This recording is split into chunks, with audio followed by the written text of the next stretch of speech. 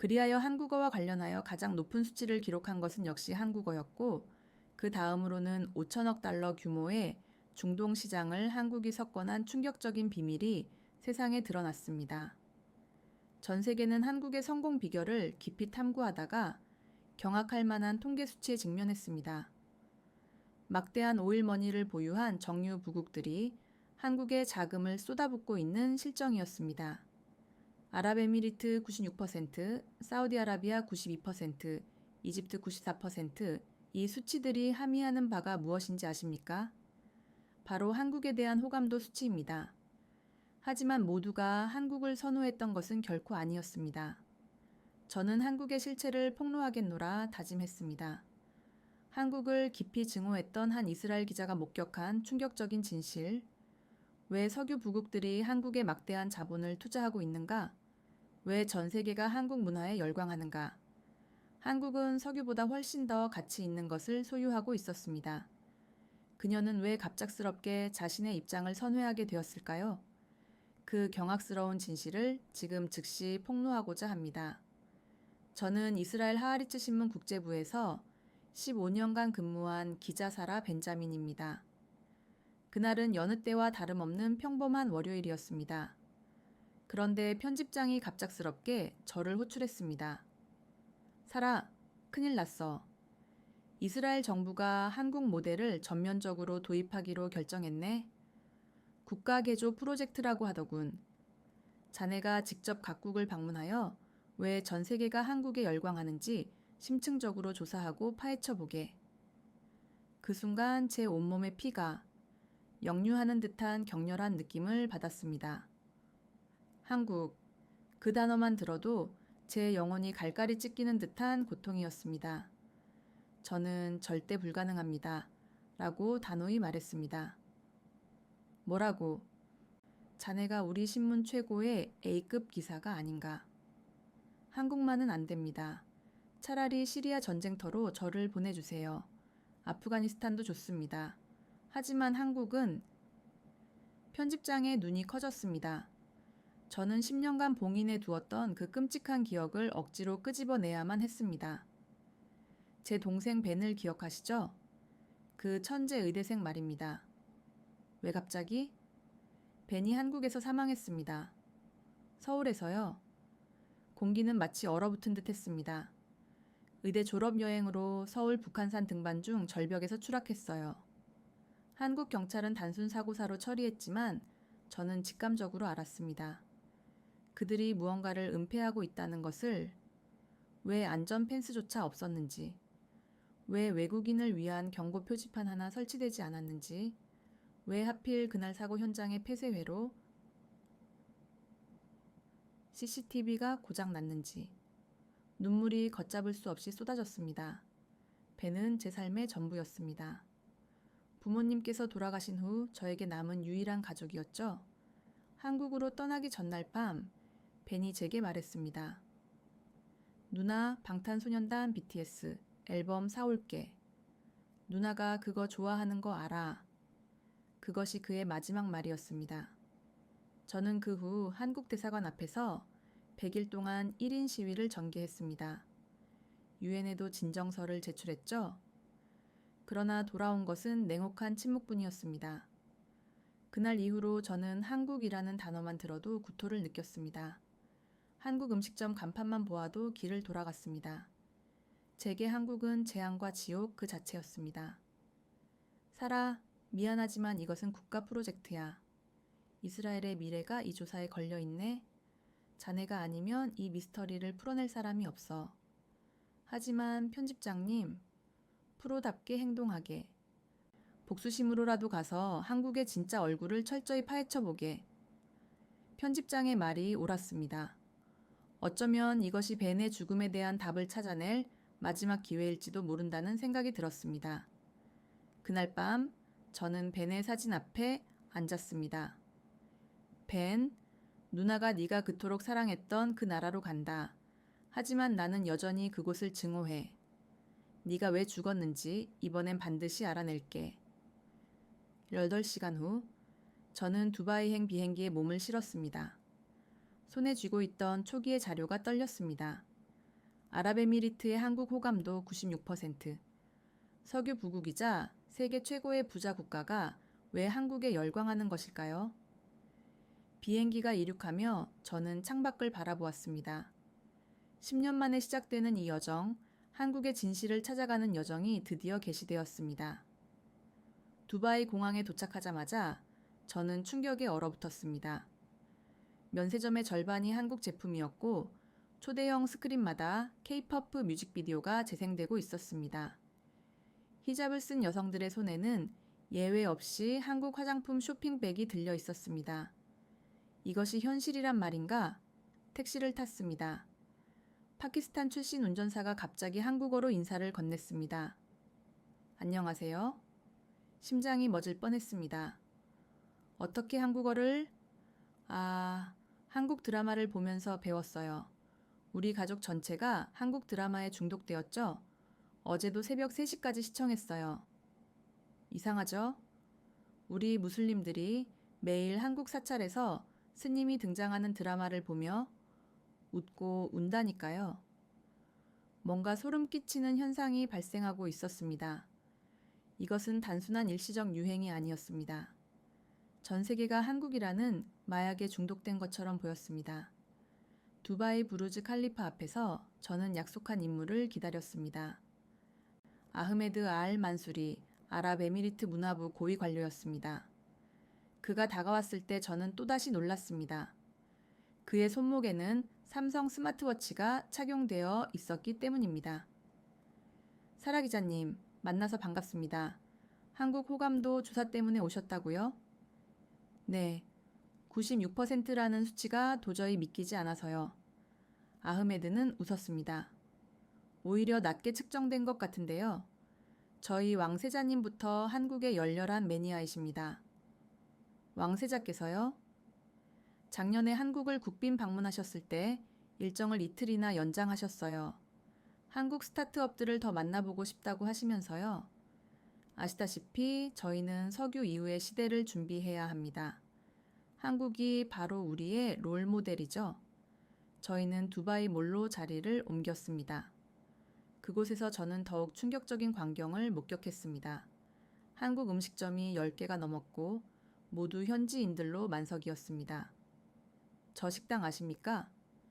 미슐랭 스타를 받은 한국인 셰프가 운영합니다. 예약하려면 2달은 기다려야 하죠. 한 테이블에서는 아랍 전통 의상을 입은 가족이 김치찌개를 먹고 있었습니다. 아이들은 젓가락질을 매우 능숙하게 하고 있었죠. 우리 아이들은 한국 애니메이션 뽀로로를 보고 자랐습니다. 아세요? 저는 모른다고 고개를 저었습니다.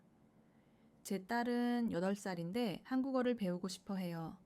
K-POP 아이돌이 되고 싶다면서요. 순간 벤이 떠올랐습니다.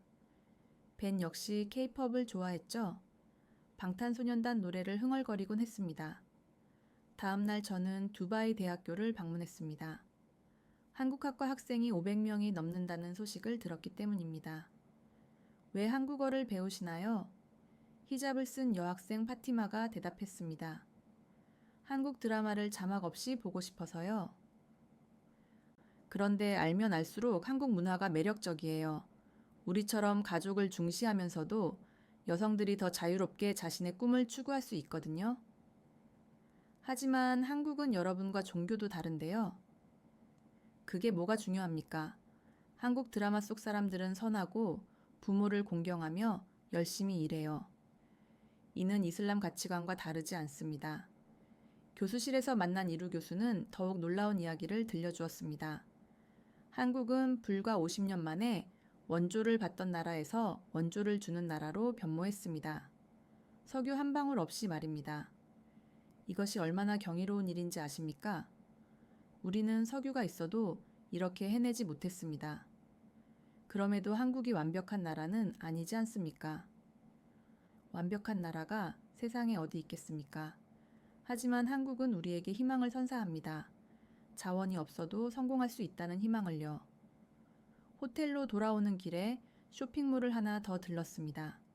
한국 화장품 매장 앞에 긴 줄이 늘어서 있었습니다.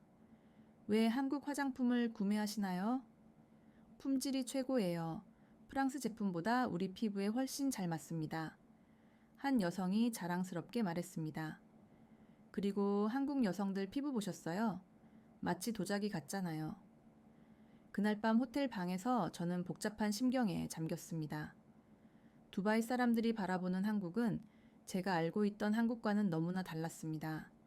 그들에게 한국은 희망이자 롤모델이었습니다. 벤도 이런 한국을 보았을까요? 그래서 그토록 가고 싶어 했던 것일까요? 다음 목적지는 카이로였습니다. 이집트의 94%라는 호감도 수치 또한 반드시 확인해야 했습니다. 비행기 안에서 저는 생각했습니다. 이집트처럼 유구한 역사를 가진 나라가 왜 신생국인 한국을 이토록 선호하는 것일까? 카이로 공항에 도착하자마자 저는 또다시 놀라움을 금치 못했습니다. 입국 심사대 직원이 한국어로 인사를 건네는 것이었습니다. 안녕하세요. 저는 한국인이 아닌데요. 죄송합니다. 요즘 한국인 관광객이 너무 많아서 무의식적으로 나왔네요. 택시를 타고 시내로 이동하는 동안 라디오에서 K-팝이 흘러나왔습니다. 이집트 카이로에서 방탄소년단 노래를 듣게 될 줄은 상상도 못했습니다. 카이로 대학교 앞 카페에서 저는 한국학과 교수인 누라 하산을 만났습니다. 이집트 젊은이들이 한국에 열광하는 이유가 무엇일까요? 한국 드라마 때문입니다. 2010년부터 시작되었는데 이제는 단순한 유행을 넘어선 문화 현상이 되었죠. 드라마 하나로 이렇게까지? 누라 교수가 노트북을 열어 보여주었습니다. 이것이 우리 학생들이 만든 팬페이지입니다. 팔로워가 300만 명이 넘어요. 한국 드라마 자막을 아랍어로 번역해서 올리고 있죠. 왜 그렇게까지 열성적으로 하는 것일까요? 한국 드라마는 우리에게 새로운 세계를 보여줍니다. 여성이 직업을 갖고 자신의 의견을 당당히 표출하며 사랑하는 사람을 스스로 선택하지요. 하지만 동시에 가족을 소중히 여기고 어른을 공경합니다. 그녀는 잠시 멈추었다가 말을 이었습니다. 할리우드 드라마와는 확연히 다릅니다. 거기서는 지나치게 개인주의적이고 성적으로 노골적이죠. 한국 드라마는 우리가 염원하는 현대성과 전통의 균형을 명확하게 보여줍니다. 다음 날 저는 카이로의 빈민가를 찾아갔습니다. 그곳에서도 한국 드라마를 볼 수 있을지 궁금했기 때문입니다. 좁은 골목길 안의 작은 집에서 한 가족을 만났습니다. 거실 벽에는 낯선 포스터가 붙어 있었습니다. 한국 배우들의 사진이었습니다. 이분들이 누구예요? 현빈과 손예진이요. 사랑의 불시착 보셨어요? 15살 소녀 아미라가 눈을 반짝이며 물었습니다. 우리 가족은 매일 저녁 함께 한국 드라마를 시청해요. 유일한 행복한 시간이죠. 아미라의 어머니가 차를 내오며 말했습니다. 남편이 실직한 후로 우울해했는데 한국 드라마를 보면서 위로를 받아요. 주인공들도 어려움을 겪지만 절대 포기하지 않잖아요. 한국에 가보고 싶으세요? 당연하죠. 언젠가 돈을 모아서 꼭 갈 거예요. 아미라가 갑자기 한국어로 말했습니다. 사랑해요. 감사합니다. 발음은 서툴렀지만 진심이 느껴졌습니다. 저녁에 저는 나일강 유람선에 올랐습니다. 그곳에서 놀라운 공연을 보았습니다. 이집트 전통 벨리댄스 다음 순서로 K-팝 커버 댄스팀이 나온 것입니다. 우리는 이집트 최고의 K-팝 댄스팀 파라우즈입니다. 이집트 청년들이 완벽한 칼군무를 선보였습니다. 관객들은 열광했습니다. 공연 후 팀 리더 오마르를 만났습니다.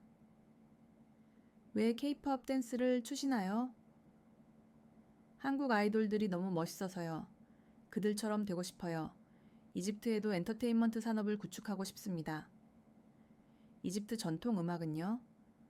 전통도 중요하지만 미래도 중요하죠. 한국은 전통을 계승하면서도 세계적인 문화를 창조했잖아요. 우리도 할 수 있습니다.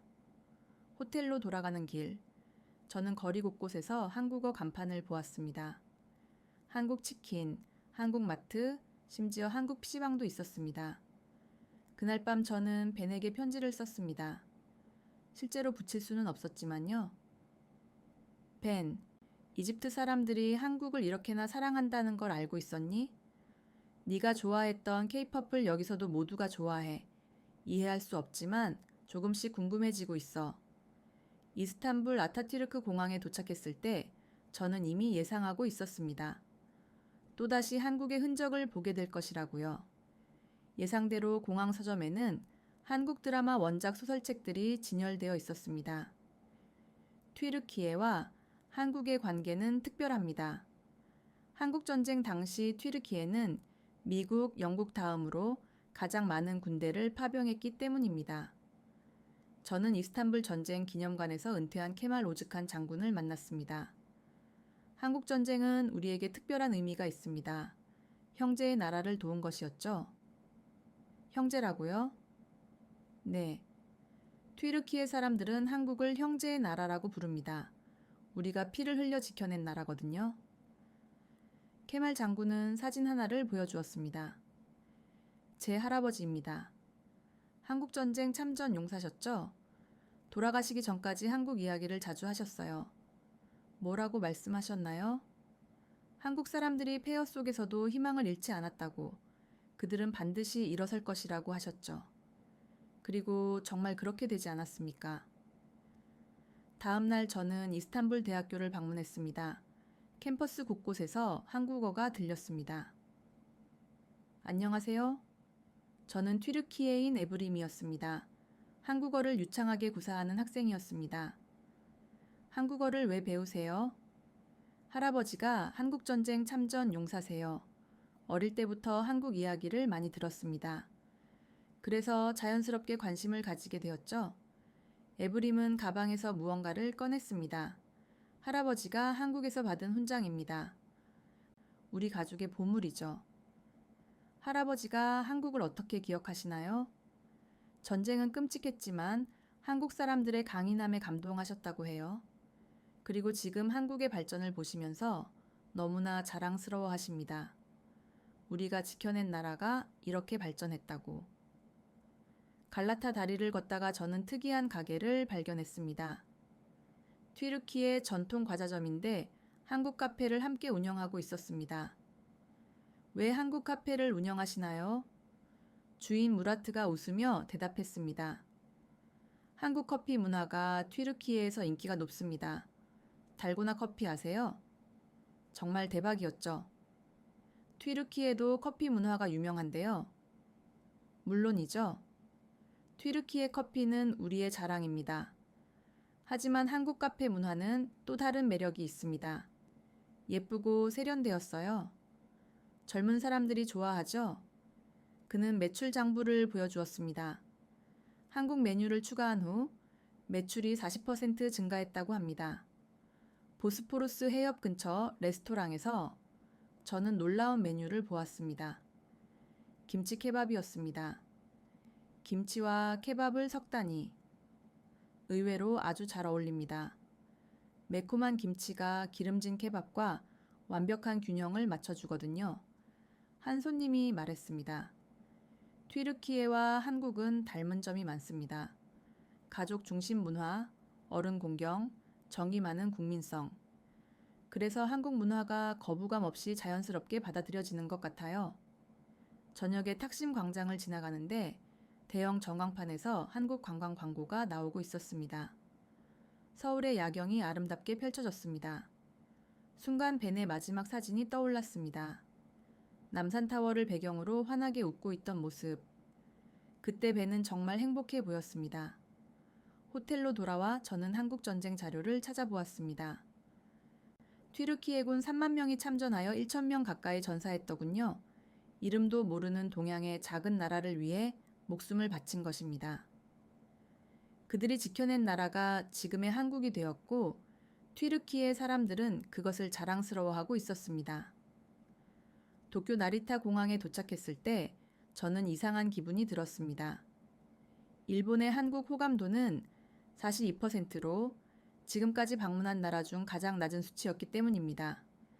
하지만 공항 서점에는 한국 관련 서적들이 가득했습니다. K-POP 잡지, 한국 요리책, 한국어 교재까지. 이는 모순적이었습니다. 신주쿠에서 만난 도쿄대 다나카 유키코 교수가 현상을 설명해 주었습니다. 일본의 한국 호감도는 세대별로 극명하게 나뉩니다. 60대 이상은 20% 정도지만 20대는 80%가 넘습니다. 왜 그런 차이가 발생하죠? 역사 문제 때문입니다. 기성세대는 한국과의 역사적 갈등에 얽매여 있습니다. 하지만 젊은 세대는 다릅니다. 그들에게 한국은 쿨하고 세련된 문화의 국가입니다. 하라주쿠 거리를 걸었습니다. 10대 소녀들이 한국 아이돌 굿즈를 들고 있었습니다. 왜 케이팝을 좋아하세요? 너무 멋있잖아요. 일본 아이돌과는 차원이 다릅니다.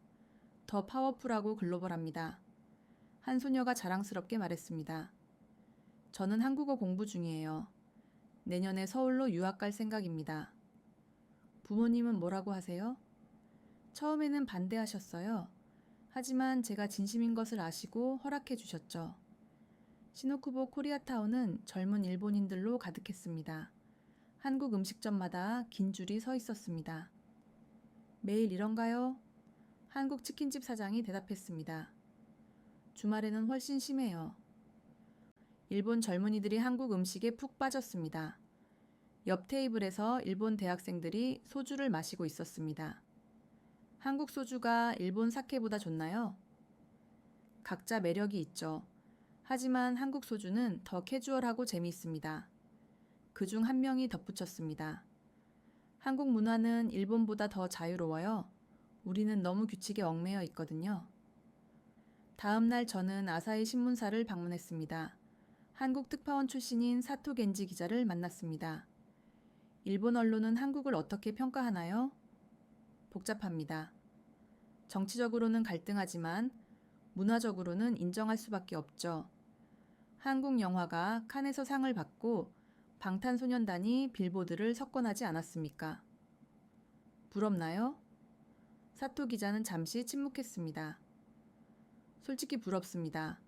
일본이 먼저 선진국이 되었는데 문화 수출은 한국이 앞서고 있으니까요. 그는 창밖을 바라보며 말했습니다.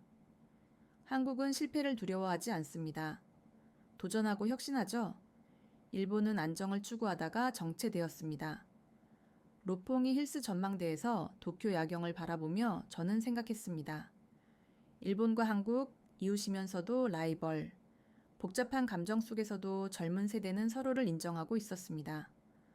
호텔로 돌아오는 지하철에서 흥미로운 광경을 보았습니다. 일본 회사원들이 스마트폰으로 한국 드라마를 보고 있었습니다. 무슨 드라마예요? 이태원 클라스요. 정말 재미있어요. 이태원. 그 단어에 제 가슴이 철렁했습니다. 괜히 가보고 싶어 했지만 결국 가보지 못한 곳이었습니다. 베이징 서우두 공항은 거대했습니다. 하지만 더 놀라운 것은 면세점 내 한국 제품의 비중이었습니다. 중국산보다 한국산이 더 많아 보였습니다. 중국의 한국 호감도는 58%, 정치적 긴장 관계를 고려하면 상당히 높은 수치였습니다.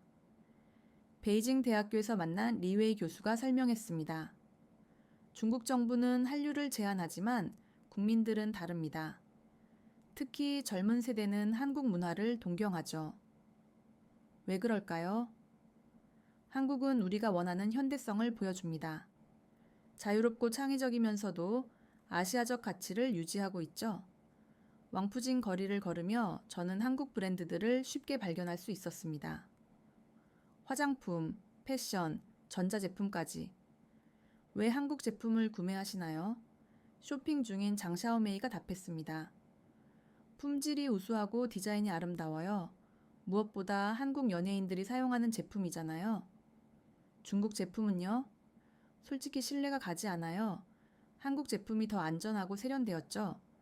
산리툰바 거리에서 저는 특이한 술집을 발견했습니다. 한국 포장마차 스타일의 중국 술집이었습니다. 왜 한국 스타일로 운영하시나요?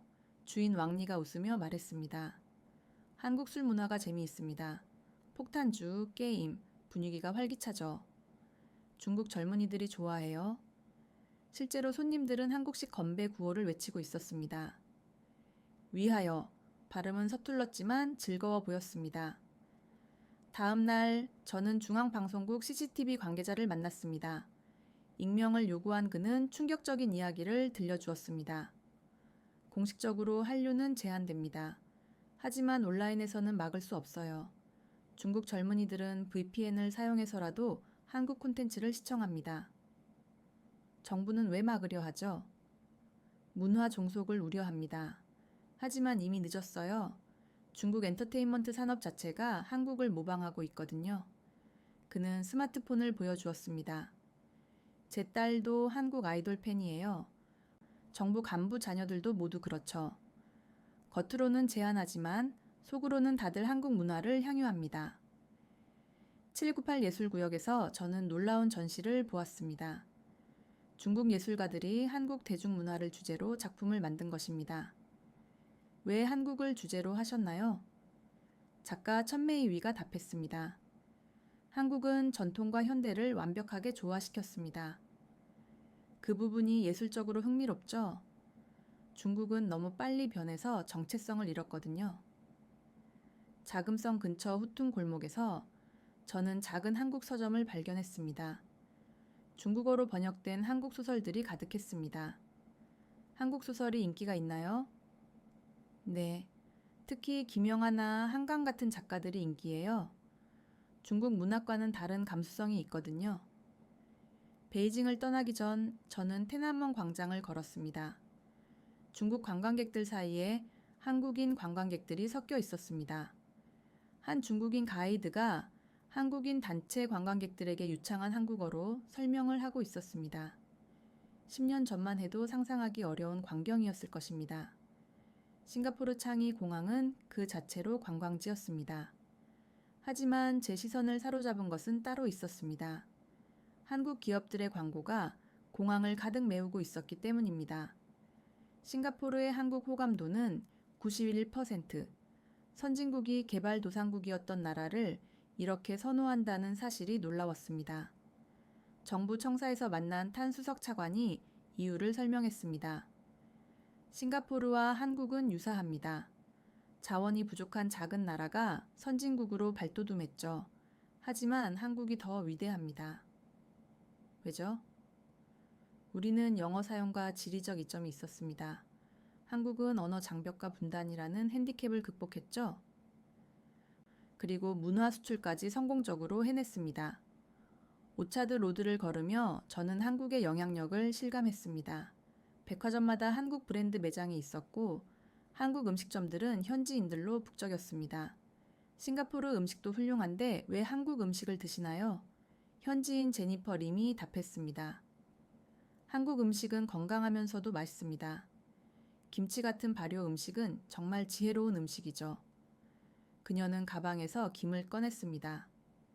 한국 김 없으면 못 살아요. 매일 먹거든요. 난양공대를 방문했을 때 저는 놀라운 사실을 알게 되었습니다. 한국어 수업 신청자가 중국어 다음으로 많다는 것이었습니다. 왜 한국어를 배우시나요? 학생 브라이언 탄이 답했습니다. 미래를 위해서요. 한국 기업들이 동남아시아에서 영향력을 확대하고 있습니다.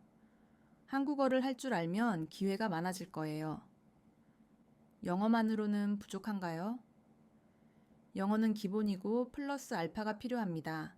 한국어가 바로 그 플러스 알파죠. 싱가포르 국립박물관에서는 특별전이 열리고 있었습니다. 한국 현대사 전시였습니다. 큐레이터 메리 고가 설명했습니다. 싱가포르 사람들이 한국 역사에 관심이 많습니다. 우리와 비슷한 길을 걸었으니까요. 전시를 보던 한 관람객이 말했습니다. 한국의 민주화 운동이 인상적입니다. 경제 발전과 민주주의를 동시에 이뤄냈잖아요. 센토사 섬의 유니버설 스튜디오에서 저는 한국인 관광객 단체를 만났습니다. 가이드가 한국어로 설명하고 있었습니다. 싱가포르는 한국 관광객을 어떻게 보나요? 직원 아우마드가 답했습니다. 최고의 손님입니다. 매너 좋고 구매력 높고 재방문율도 높아요. 마리나 베이 샌즈 스카이바에서 싱가포르 야경을 보며 저는 한국인 비즈니스맨 초의 과장을 만났습니다. 싱가포르 진출은 어떠세요? 환영받고 있습니다. 한국 브랜드라고 하면 일단 신뢰하거든요. 왜 그럴까요? 한국이 보여준 성공 스토리 때문이죠. 그들도 우리처럼 되기를 희망합니다. 그날 밤 저는 클라키 강변을 걸었습니다. 한국 소주 광고가 빌딩 전광판에 떠 있었습니다. 싱가포르 같은 부유한 나라가 한국을 롤모델로 삼는다는 사실이 신기했습니다. 경제력만이 전부가 아니었던 것입니다. 시드니 킹스포드 스미스 공항에 도착했을 때는 한여름이었습니다. 남방우의 계절이 낯설었습니다. 하지만 더욱 낯선 것은 공항 안내 방송이었습니다. 영어, 중국어, 그리고 한국어 순서였습니다. 호주의 한국 호감도는 76%. 이민국가인 호주가 특정 국가를 이토록 선호한다는 것이 의외였습니다. 시드니 대학교에서 만난 사라 맥도널드 교수가 현상을 설명했습니다. 호주 젊은이들 사이에서 한국은 쿨함의 대명사입니다. 할리우드보다 한류를 더 좋아하죠. 왜 그럴까요? 호주는 문화적으로 미국과 영국 사이에 끼어 있습니다. 한국 문화는 신선한 대안이죠. 아시아적이면서도 현대적이고 깊이가 있으면서도 재미있거든요. 본다이 비치를 걸으며 저는 놀라운 광경을 보았습니다. 서핑보드를 든 젊은이들이 한국어로 대화하고 있었습니다. 호주 젊은이들이었습니다. 한국어를 어디서 배우셨어요? 대학교에서요. 한국어가 경쟁률이 20대에 1위였습니다. 운 좋게 입문했죠. 22살 대학생 제이크가 자랑스럽게 말했습니다. 왜 한국어를 배우시죠? K-pop 가사를 이해하고 싶어서 시작했는데 배울수록 한국 문화가 매력적입니다. 그의 친구 앤디는 덧붙였습니다. 한국 친구들을 만나고 싶어요. 그들은 열정적이고 재미있거든요. 차이나타운 옆에 새로 생긴 코리아타운을 방문했습니다. 한국 음식점과 노래방, PC방이 즐비했습니다. 한국 노래방이 호주 노래방과 다른 점은 무엇인가요? 노래방 주인 김 사장이 웃으며 답했습니다. 시스템이 다릅니다. 한국 노래방은 프라이빗하고 음향시설이 우수하죠. 호주 사람들이 훨씬 더 선호합니다. 실제로 대기 명단에는 현지인 이름들이 가득했습니다. 시드니 오페라 하우스 앞에서 저는 특별한 공연을 보았습니다. 한국 전통 음악과 호주 원주민 음악의 협연 콜라보레이션이었습니다. 어떻게 이런 협업을 하게 되었나요? 한국인 연주자 박 선생이 답했습니다. 호주 원주민들도 우리처럼 식민 지배의 아픔을 겪었습니다. 음악으로 서로를 이해하게 되었죠. 호주 원주민 연주자 조이가 말했습니다. 한국 음악에는 한 헨이 있다고 들었습니다. 우리 음악의 슬픔과 유사합니다. 다음 날 저는 호주 방송국 ABC를 방문했습니다. 한국 콘텐츠 담당 프로듀서 마크를 만났습니다. 한국 프로그램의 시청률은 어떻습니까? 믿기지 않겠지만 황금 시간대 골든타임에 한국 드라마를 편성하면 시청률이 보장됩니다. 호주 프로그램보다요? 네. 특히 20, 30대 여성 시청자들은 한국 드라마만 찾습니다. 블루 마운틴으로 가는 기차 안에서 저는 은퇴한 교사 마가렛을 만났습니다. 70이 넘은 나이에도 한국어를 공부한다고 했습니다. 왜 한국어를 배우세요? 손자들이 K-팝을 좋아해요. 함께 이야기하고 싶어서 시작했죠. 그녀는 서툰 한국어로 말했습니다. 안녕하세요. 만나서 반갑습니다. 호주의 끝자락에서도 한국어가 울려 퍼지고 있었습니다. 지구 반대편 사람들이 한국을 사랑하는 이유가 조금씩 이해되기 시작했습니다. 파리 샤를 드골 공항에서 시내로 향했습니다. 프랑스의 한국 호감도는 7, 8%. 문화 강국 프랑스가 한국을 이토록 선호한다는 사실이 의외였습니다. 소르본 대학교에서 만난 장피에르 뒤부아 교수는 한국 문화 전문가였습니다. 프랑스 지식인들이 한국 문화에 주목하는 이유가 무엇일까요? 한국은 미국도 유럽도 아닌 제3의 길을 제시합니다. 독창적이면서도 보편적이죠. 구체적으로 설명해 주세요. 봉준호 감독의 기생충을 보십시오. 계급 문제를 다루지만 할리우드와는 완전히 다른 방식입니다. 직접적이면서도 은유적이며 잔인하면서도 유머러스합니다. 말에 지구를 걸으며 저는 한국 갤러리를 여러 개 발견했습니다. 파리 한복판에 한국 현대미술 전시관이 있다니 프랑스 사람들이 한국 미술을 좋아하나요? 갤러리 주인 소피 르누아르가 답했습니다. 한국 작가들은 전통과 현대를 독특하게 결합합니다. 서구 미술과는 다른 신선함이 있죠. 그녀는 한 작품 앞으로 저를 안내했습니다. 이 작가는 한국 전통 문양을 디지털 아트로 재해석했어요. 파리 컬렉터들이 열광합니다. 샹젤리제 거리의 한 극장에서는 한국 영화제가 열리고 있었습니다. 프랑스 관객들로 가득했습니다. 왜 한국 영화를 보러 오셨어요? 한국 영화는 예측 불가능합니다. 장르를 넘나들고 감정의 깊이가 있죠. 영화 평론가 미셸이 열정적으로 말했습니다. 칸 영화제가 한국 영화를 사랑하는 이유가 있습니다. 작가주의와 대중성을 동시에 포착하거든요. 생제르맹 데프레의 한 카페에서 저는 파리지앵들이 한국 웹툰을 보는 것을 목격했습니다. 프랑스도 만화 강국인데 한국 웹툰을 보시네요. 웹툰은 완전히 다릅니다. 스마트폰에 최적화되어 있고 스토리가 중독적이죠. 대학생 클레망이 스마트폰을 보여주었습니다. 매일 밤 한국 웹툰을 보다가 잠들어요. 프랑스 만화보다 더 자주 봅니다. 다음 날 저는 파리 음악원을 방문했습니다. 그곳에서 놀라운 사실을 알게 되었습니다. K-pop 댄스가 정식 수업으로 개설되었다는 것이었습니다. 클래식 음악원에서 K-pop이라니? 시대가 변했습니다. K-pop은 이제 하나의 예술 장르입니다. 교수 마리 클로드가 진지하게 말했습니다. 학생들이 K-pop 안무를 통해 새로운 신체 표현 방식을 배웁니다. 발레나 현대 무용과는 또 다른 영역이죠. 몽마르트르 언덕 아래 작은 극장에서 저는 특별한 공연을 보았습니다. 프랑스 배우들이 한국 전통극인 판소리를 프랑스어로 공연하고 있었습니다. 왜 판소리를 하시는 건가요? 판소리는 원맨쇼의 극치입니다. 한 사람이 모든 것을 표현하죠. 배우로서 도전하고 싶었습니다. 배우 티에리가 열정적으로 설명했습니다. 루브르 박물관 근처 서점에서 저는 한국 문화 코너를 발견했습니다. 한강, 김영하, 조남주 등의 책이 프랑스어로 번역되어 있었습니다. 한국 문학이 인기가 있나요? 네, 특히 여성 작가들이 인기입니다. 82년생 김지영은 베스트셀러였죠. 서점 직원이 자랑스럽게 말했습니다. 파리를 떠나기 전 에펠탑에서 파리 야경을 바라보며 생각했습니다. 문화 수도 파리가 한국 문화를 인정하고 수용하고 있다는 것.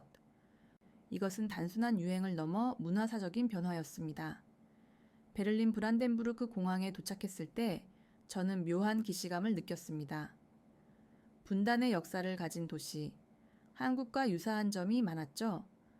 독일의 한국 호감도는 76%, 유럽 경제대국이 아시아의 작은 나라를 이토록 선호하는 이유가 궁금했습니다. 베를린 자유대학교에서 만난 한국학과 교수 마르틴 슈미트가 설명했습니다. 독일과 한국은 특별한 연대감을 가지고 있습니다. 분단, 전쟁, 그리고 재건. 우리는 통일했지만 한국은 아직이죠. 그래서 한국에 관심이 많습니다. 단순한 관심인가요? 단순한 관심이 아닙니다. 한국의 선택이 우리의 미래를 보여줄 수도 있기 때문이죠. 베를린 장벽 기념관 앞에서 저는 한국인 관광객 그룹을 만났습니다. 가이드가 설명하고 있었습니다. 이곳이 동서를 갈랐던 장벽이었습니다. 언젠가 우리도 한국인들의 표정은 복잡했습니다. 희망과 아픔이 뒤섞여 있었죠. 옆에 있던 독일인 노부부가 한국인들에게 다가갔습니다. 한국에서 오셨어요.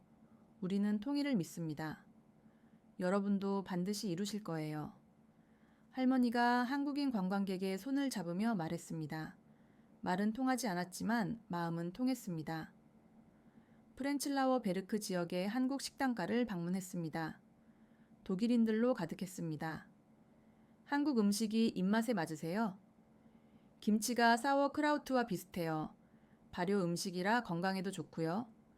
독일인 부부 한스와 그레타가 능숙하게 젓가락질을 하며 답했습니다. 다음 날 저는 베를린 필하모니를 찾았습니다. 한국인 지휘자가 베를린 필을 지휘한다는 소식을 들었기 때문입니다. 아시아인 지휘자를 어떻게 수용하나요? 악단 관계자 요한 회스가 답했습니다. 음악에는 국경이 없습니다. 한국인 지휘자들은 열정적이고 섬세하죠. 독일 음악의 새로운 해석을 보여줍니다. 크로이츠베르크의 스타트업 단지를 방문했을 때 저는 놀라운 사실을 알게 되었습니다. 한국 스타트업들이 대거 진출해 있었기 때문입니다. 왜 베를린을 선택했나요? 한국 스타트업 대표 정 씨가 답했습니다. 베를린은 유럽의 실리콘밸리입니다. 그리고 독일인들은 한국 기술을 신뢰하죠. 독일 기술이 더 유명한데요. 하드웨어는 독일이 강하지만 소프트웨어와 디지털 분야는 한국이 앞섭니다. 서로 보완적인 관계죠. 포츠담 광장의 소니센터에서 저는 한국 영화 상영회를 보았습니다. 독일 관객들이 진지하게 영화를 감상하고 있었습니다. 상영 후 토론회에서 한 관객이 말했습니다. 한국 영화는 사회 문제를 정면으로 다룹니다. 독일 영화가 잃어버린 용기를 보여주죠. 베를린 텔레비전 타워에서 도시를 내려다보며 저는 동베를린과 서베를린의 흔적을 찾아보았습니다. 이제는 하나가 된 도시. 한국도 언젠가는 이렇게 될까요? 벤이 살아 있었다면 통일된 한국을 보고 싶어 했을 텐데 런던 히드로 공항에 도착했을 때 저는 묘하게 긴장되었습니다. BBC, 파이낸셜 타임스, 가디언 등 세계 언론의 중심에서 한국은 어떻게 평가받고 있을까요? 영국의 한국 호감도는 77%, 한때 해가 지지 않는 제국이었던 나라가 극동의 작은 나라를 이토록 선호한다는 사실이 의아했습니다. BBC 본사에서 만난 아시아 담당 편집장 제임스 앨리스는 충격적인 이야기를 했습니다. 한국 관련 기사가 중국이나 일본 관련 기사보다 클릭률이 더 높습니다. 정말요? 특히 한국 문화나 기술 관련 기사는 폭발적이죠. 독자들이 한국의 성공 스토리에 목말라 있습니다. 왜 그럴까요? 영국은 브렉시트 이후 정체성 혼란을 겪고 있습니다.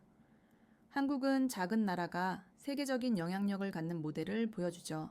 옥스퍼드 스트리트를 걸으며 저는 한국 브랜드들의 약진을 확인했습니다. 삼성, LG는 물론이고 한국 화장품과 패션 브랜드들이 메인 스트리트를 장악하고 있었습니다. 한국 브랜드를 왜 선택하시나요?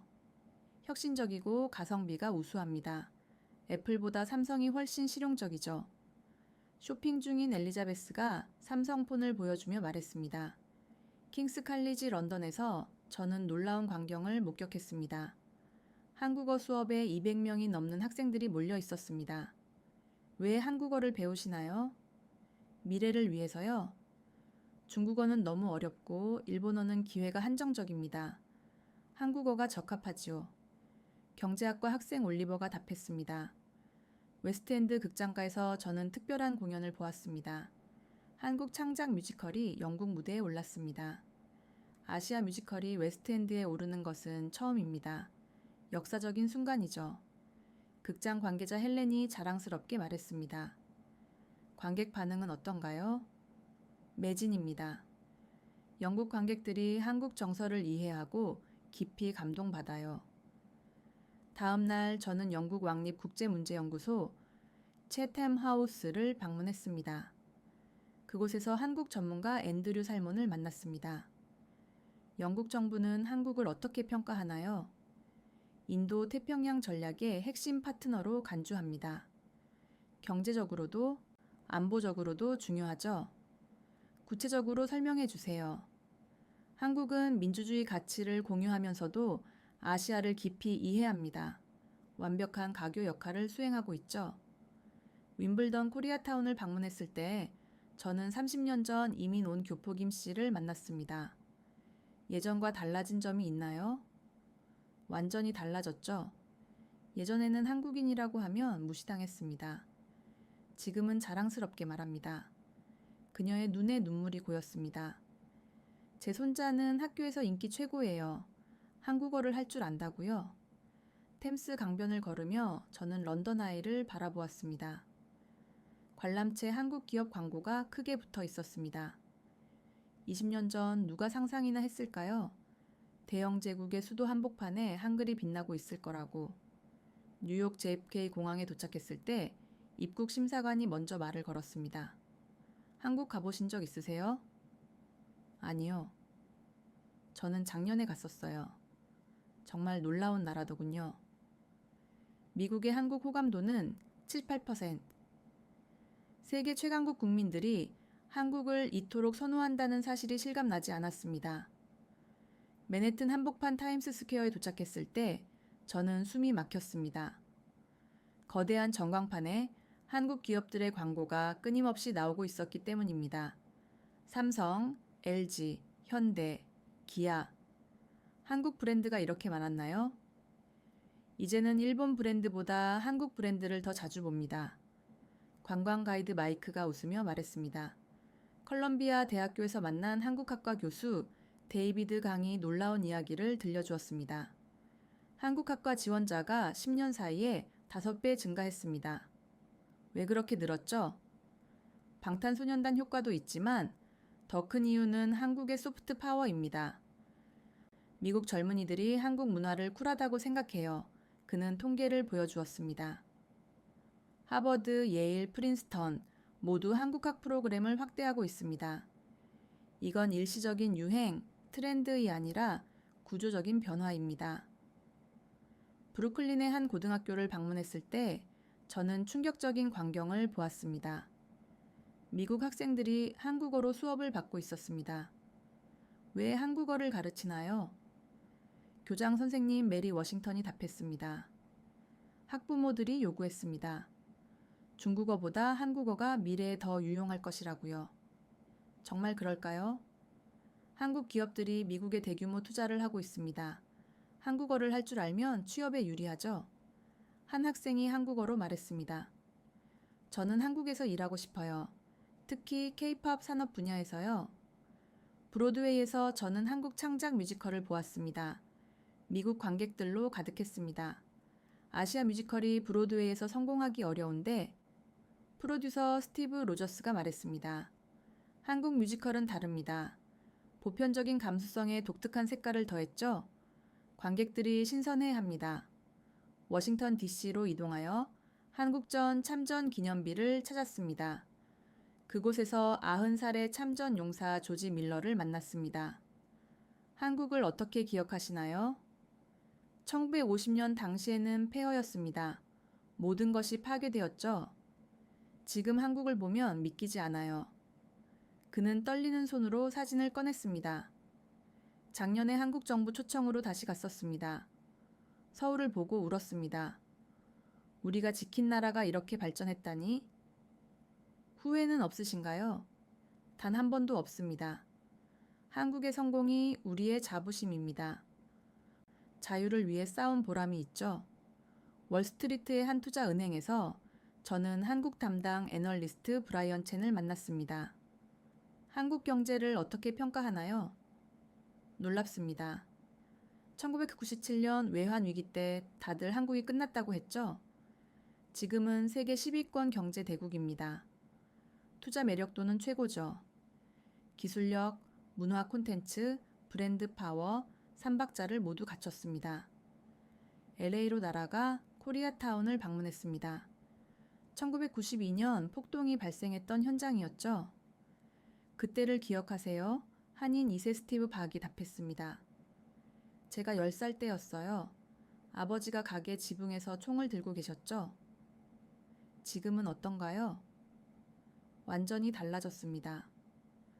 코리아타운은 LA의 명소 핫플레이스가 되었죠.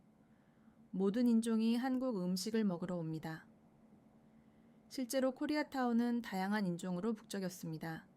한국 BBQ 식당 앞에는 긴 줄이 서 있었습니다. 한국 음식이 왜 좋으세요? 멕시코계 미국인 카를로스가 답했습니다. 맛있고 건강하고 재미있어요. 다 같이 구워 먹는 문화가 좋습니다. 그날 밤 저는 그리피스 천문대에서 LA 야경을 보았습니다.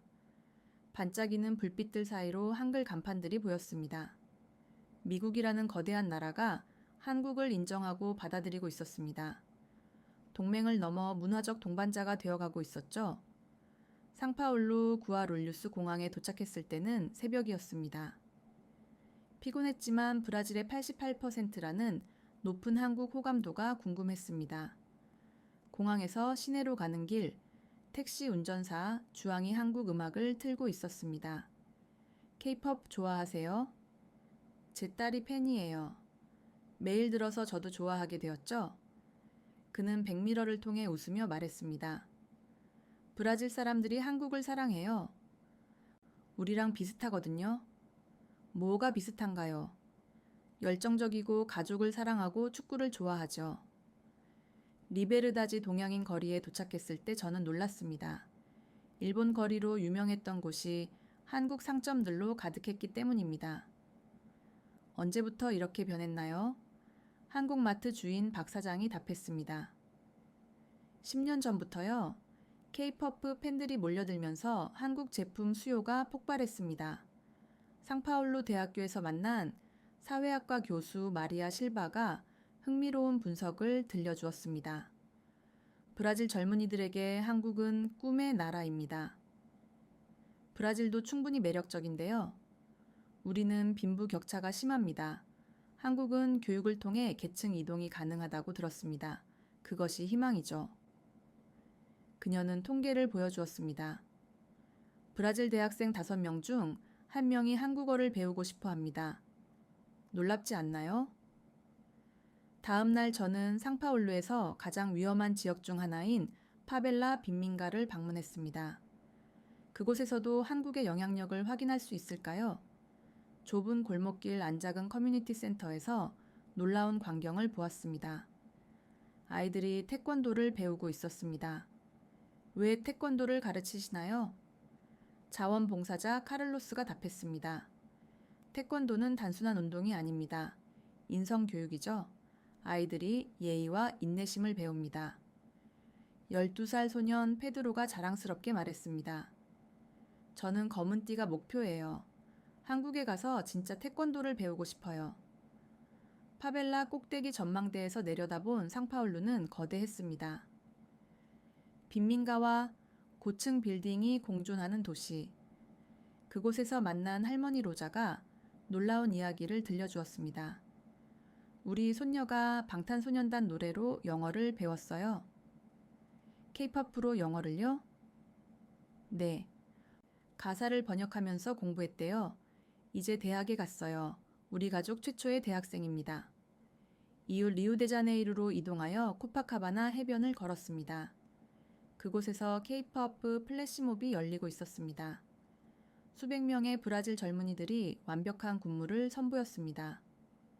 왜 K-팝 댄스를 추시나요? 행복해지거든요. 한국 아이돌처럼 멋있어지고 싶어요. 20살 대학생 이자벨라가 숨을 고르며 답했습니다. 마라카낭 스타디움 근처에서 저는 특별한 식당을 발견했습니다. 한국 브라질 퓨전 레스토랑이었습니다. 김치 페이조아다, 브라질 전통콩 스튜라니, 의외로 아주 잘 어울립니다. 브라질 전통 요리에 한국 양념을 더했죠. 셰프 안토니오가 자부심 있게 설명했습니다. 손님들 반응은요? 대박입니다. 브라질 사람들이 한국의 맛에 중독되었어요. 상파울루로 돌아가는 비행기 안에서 저는 생각했습니다. 지구 반대편 브라질 사람들이 한국에서 희망을 찾고 있다는 것. 벤도 이런 한국의 영향력을 알았다면 자랑스러워 했을 텐데. 텔아비브 벤구리온 공항에 도착했을 때 저는 복잡한 심정이었습니다. 14개국을 순회하고 다시 고국으로 돌아온 것. 그리고 이스라엘의 한국 호감도가 82%라는 사실. 공항에서 나오자마자 충격적인 광경을 보았습니다. 한국 기업 광고가 곳곳에 있었고 면세점에는 한국 제품들이 프리미엄 존을 차지하고 있었습니다. 언제부터 이렇게 되었죠? 택시 운전사 모세가 답했습니다. 3년 전부터요. 정부가 한국을 벤치마킹해야 한다고 난리입니다. 로스차일드 대로를 지나며 또 한 번 놀랐습니다. 한국 전자제품 매장, 한국 화장품 가게, 심지어 한국 치킨집까지. 이스라엘 사람들이 한국을 왜 좋아할까요? 우리랑 비슷해서요. 적대국에 둘러싸여 있고 자원도 부족하죠? 그런데 성공했잖아요. 텔아비브 대학교에서 만난 경제학과 교수 아비 코헨이 더 자세히 설명했습니다. 이스라엘은 스타트업 강국이지만 제조업이 취약합니다. 한국은 둘 다 강하죠. 완벽한 롤모델입니다. 구체적으로 뭘 배우고 있나요? 한국의 대기업 스타트업 협력 모델입니다. 삼성, LG가 스타트업을 육성하는 방식을 연구 중이에요. 야파 올드시티를 걸으며 저는 묘한 기분이 들었습니다. 고대 도시의 한복판에 한글 간판이 보이다니 한국 관광객이 많이 오나요? 기념품 가게 주인 사라가 답했습니다.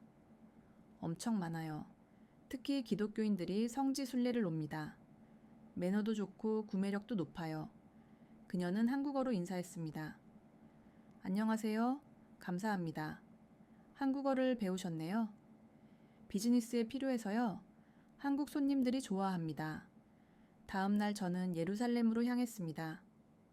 통곡의 벽 앞에서 한국인 순례자 그룹을 만났습니다. 이스라엘은 어떠세요?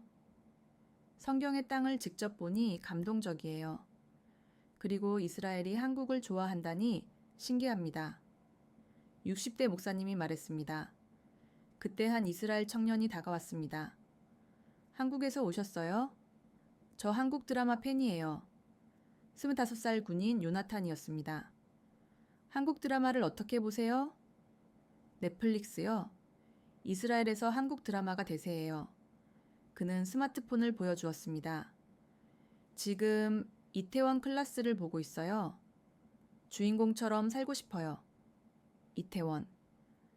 그 이름을 듣자 가슴이 아팠습니다. 하지만 이상하게도 예전만큼 고통스럽지 않았습니다. 텔아비브로 돌아와 저는 카르멜 시장을 찾았습니다. 그곳에서 충격적인 만남이 있었습니다. 사라? 사라 벤자민? 뒤돌아보니 낯익은 얼굴이었습니다. 10년 전 벤과 함께 한국 여행을 갔던 친구 요나단이었습니다. 요나단, 오랜만이네? 우리는 근처 카페에 앉았습니다. 요나단이 조심스럽게 말을 꺼냈습니다. 벤 이야기해도 될까? 응? 사실 벤이 한국에서 정말 행복해했어. 마지막 날까지도. 뭐라고 했는데? 요나단이 가방에서 무언가를 꺼냈습니다. 낡은 편지였습니다. 벤이 너에게 보내려고 쓴 편지야. 사고 전날 밤에 썼는데 전하지 못했어.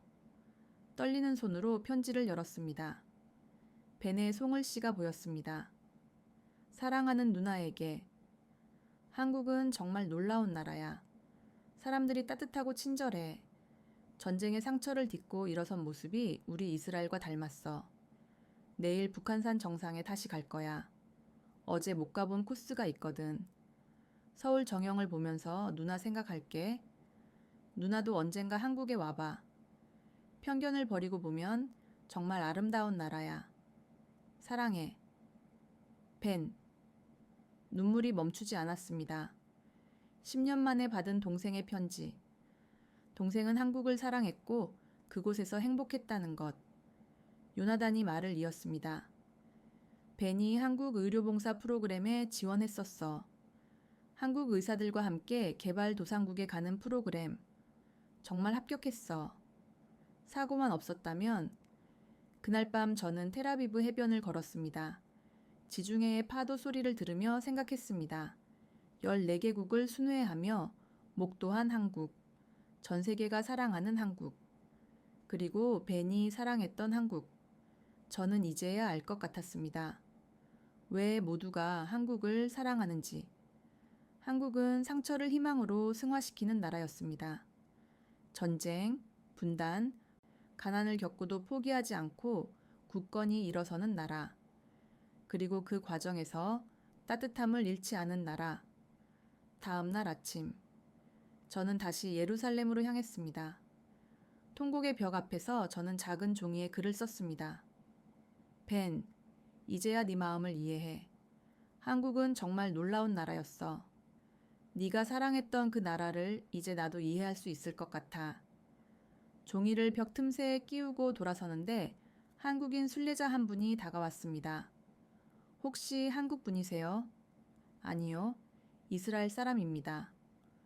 아, 한국에 관해 쓰시는 것 같아서요. 한국 좋아하세요? 잠시 망설이다가 답했습니다. 네, 이제는 좋아하게 되었습니다. 그분이 따뜻하게 웃으며 무언가를 건넸습니다. 작은 한국 전통 매듭이었습니다. 행운을 빌어요. 샬롬. 감사합니다. 샬롬. 텔아비브 사무실로 돌아와 저는 편집장에게 보고했습니다. 어땠나? 왜 세계가 한국에 열광하는지 알겠어? 네, 알겠습니다. 한국은 희망을 판매하는 나라였습니다. 무슨 의미인가? 전쟁, 분단, 가난이라는 최악의 조건에서 시작했지만 포기하지 않았습니다. 그리고 성공했습니다. 경제적으로뿐만 아니라 문화적으로도요. 편집장이 고개를 끄덕였습니다. 그래서 이스라엘도 한국을 좋아하는 것이군. 우리와 닮았으니까. 하지만 한국이 더 나은 점이 있습니다. 뭔데? 화해와 포용입니다. 일본과 역사적 갈등이 있지만 미래를 내다봅니다. 우리도 배워야 합니다. 집으로 돌아와 저는 벤의 방을 10년 만에 열었습니다. 책상 위에는 한국 가이드북이 있었고 한국어 교재도 있었습니다. 교재 첫 페이지에서 벤이 쓴 메모를 발견했습니다. 희망 티크바, 티, 티크바, 사랑 아하바, 티, 에이하바, 평화 샬롬, 샬롬, 한국어와 히브리어로 적힌 단어들. 벤이 꿈꾸었던 세상이 그곳에 있었습니다. 저는 결심했습니다.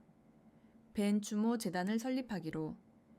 이스라엘과 한국 청년 교류 프로그램을 운영하는 재단. 벤의 꿈이라고 이름 지었습니다. 벤이 이루지 못한 꿈을 다른 청년들이 이어가기를 바라면서 첫 프로그램 참가자를 모집했을 때 500명이 지원했습니다.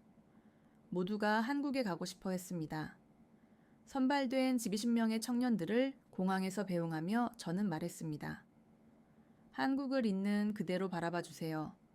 완벽하지는 않지만 배울 점이 많은 나라입니다. 한 청년이 물었습니다. 사라 선생님도 한국 가보셨어요? 아직입니다. 같이 가시죠. 잠시 망설였지만 이내 고개를 끄덕였습니다. 그래요. 이번엔 함께 갑시다. 비행기가 이륙하는 것을 보며 생각했습니다. 벤이 끝내지 못한 여정을 이제 제가 마저 하려고요. 한국은 더 이상 제게 트라우마의 땅이 아니었습니다.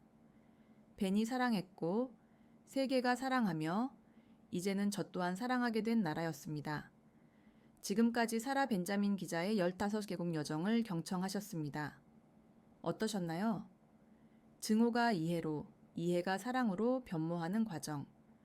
한 개인의 편견이 깨지고 진실을 마주하는 순간들이 감동적으로 다가왔을 것입니다. 전 세계가 한국을 사랑하는 이유, 이제 명확히 아시겠지요? 한국은 불가능을 가능으로 실현한 나라입니다. 상처를 희망으로 변화시킨 나라이고요. 시청자 여러분께서는 어떤 국가나 문화에 대한 선입견을 가지고 계십니까? 사라 벤자민 기자처럼 직접 방문하여 경험해보는 것은 어떨까요? 이 심층적인 탐사 보도가 마음에 드셨다면 좋아요를 눌러주시고 채널 구독을 부탁드립니다. 무엇보다 이 이야기를 주변에 널리 공유해 주시길 간곡히 요청드립니다. 편견을 극복하고 서로를 깊이 이해하는 세상을 구축하기 위해 이 이야기를 널리 전파해 주세요. 여러분의 생생한 감동과 질문, 그리고 한국에 대한 여러분의 경험을 댓글로 남겨주시면 저희가 모든 의견에 귀 기울이고 적극적으로 소통하겠습니다. 다음에는 또 어떤 놀라운 이야기로 여러분을 찾아뵐까요? 여러분의 의견을 댓글로 상세히 남겨주세요. 지금까지 코리아 원더풀이었습니다. 감사합니다.